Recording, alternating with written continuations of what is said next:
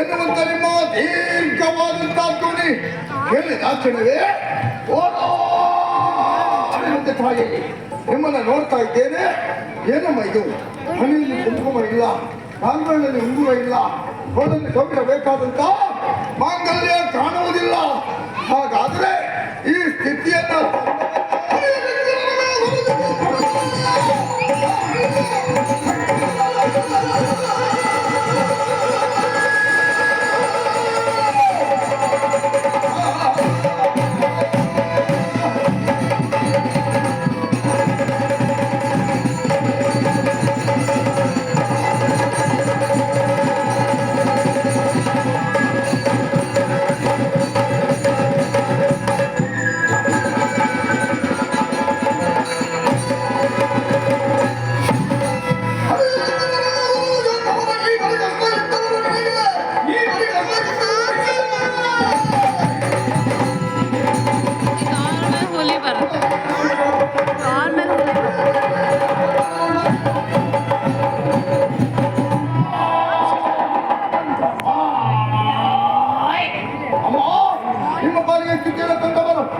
ಶಂಕರನು ಅಲ್ಲ ಸರಸ್ವತಿ ದೊಡ್ಡ ಹೆಚ್ಚೇನು ತಾಯಿ ಮುಕ್ಕೋಟೆ ದೇವತೆಗಳಿಂದಲೂ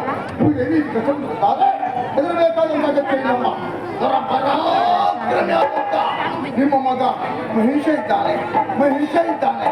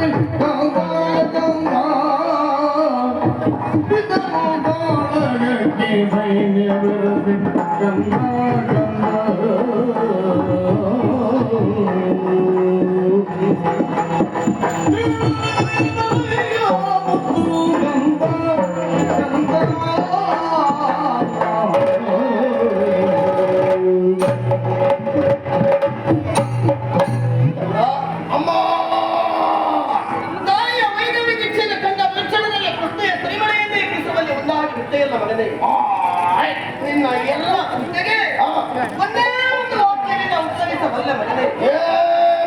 ನಮ್ಮ ಬಾಳವೇ ತೀರಿತ. ಯಾಕೆ ತಾಯ? ಯಾರಿಂದ ಅಮ್ಮ? ಈಗಾಗಲೇ ನಿನ್ನ ಗಮನಕ್ಕೆ ಬಂದ ವಿಷಯ ಏನು ತಾಯೇ? ನಿನ್ನ ತಂದೆ ಅಸುರ ಸೇನೆಯನ್ನೆಲ್ಲ ಒಳಗೂಡಿಕೊಂಡು ದೇವಲೋಕಕ್ಕೆ ಬಂದಂತಹ ಉತ್ತಮ. ಹೌದಮ್ಮ. ನಿನ್ನ ತಂದೆ